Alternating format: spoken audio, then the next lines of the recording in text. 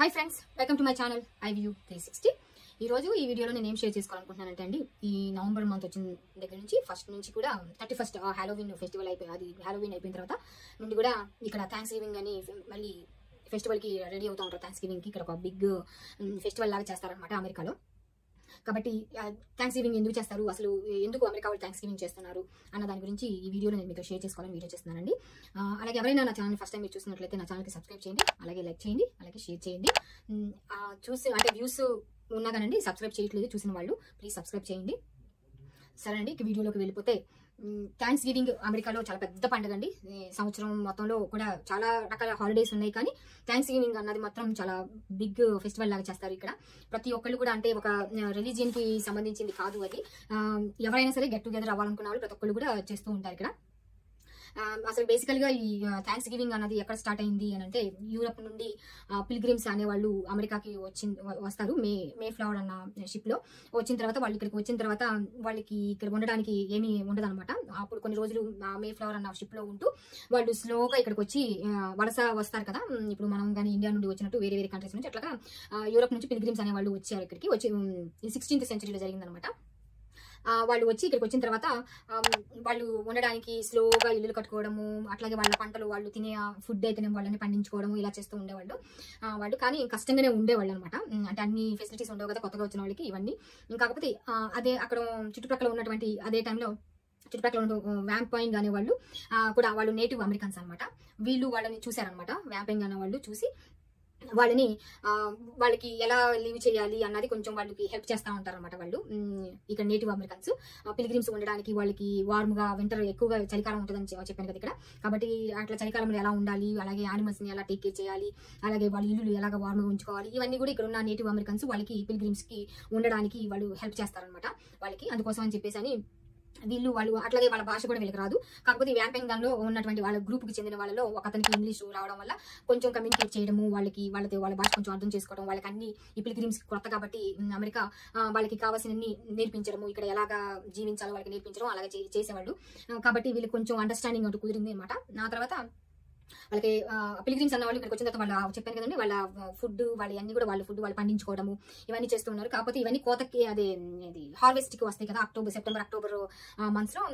ఆ టైంలో వీళ్ళు ఇక థ్యాంక్స్ గివింగ్ అని చెప్పేసి అని ఫెస్టివల్ వీళ్ళు కలిసి ఒక గ్రూప్ గా కలిసి నవంబర్ నెలలో థ్యాంక్స్ గివింగ్ అని ఒక గ్యాదరింగ్ లాగా పెట్టుకుని వాళ్ళ ఫుడ్ వీళ్ళ ఫుడ్ వాళ్ళు వండుకొని వస్తారనమాట. ఒక 1 day సెలబ్రేట్ చేసుకుని హార్వెస్టింగ్ సెప్టెంబర్ నెలలో వీళ్ళు హార్వెస్ట్ కోతకు వచ్చినవన్నీ కూడా కట్ చేసేసి పిల్గ్రిమ్స్ వాళ్ళు సెలబ్రేట్ చేసుకుంటారు ఫుడ్ అంతా.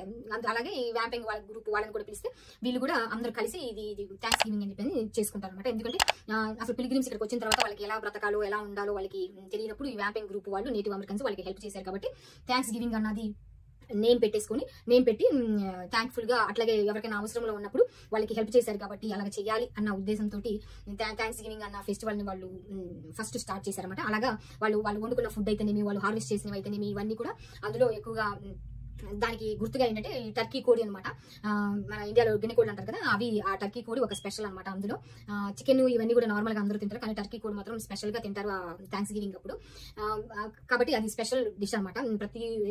థ్యాంక్స్ గివింగ్ రోజు మాత్రం ఎన్నో లక్షల టర్కీ కోళ్ళు వండుతారు ఇక్కడ అమెరికాలో.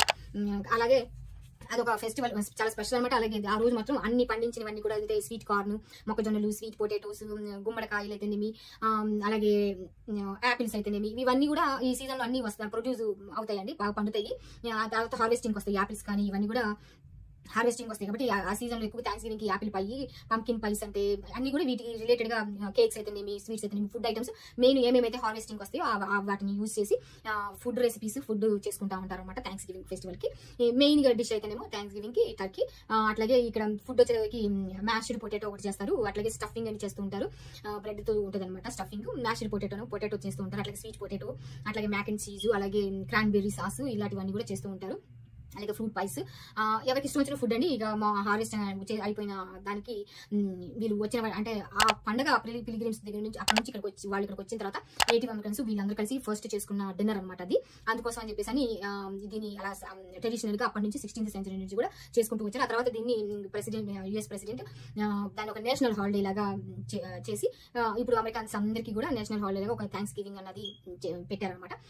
ఇంకా యుఎస్ మొత్తం కూడా థ్యాంక్స్ గివింగ్ అన్న ఫెస్టివల్ బాగా చేసుకుంటారు. అవి చాలా చాలా ఈవెంట్స్ గెట్ టుగెదర్ అవుతా ఉంటారు. Especially families get together, friends get together అవుతూ ఉంటారు. అదొక స్పెషల్ బిగ్ డిన్నర్ అనమాట.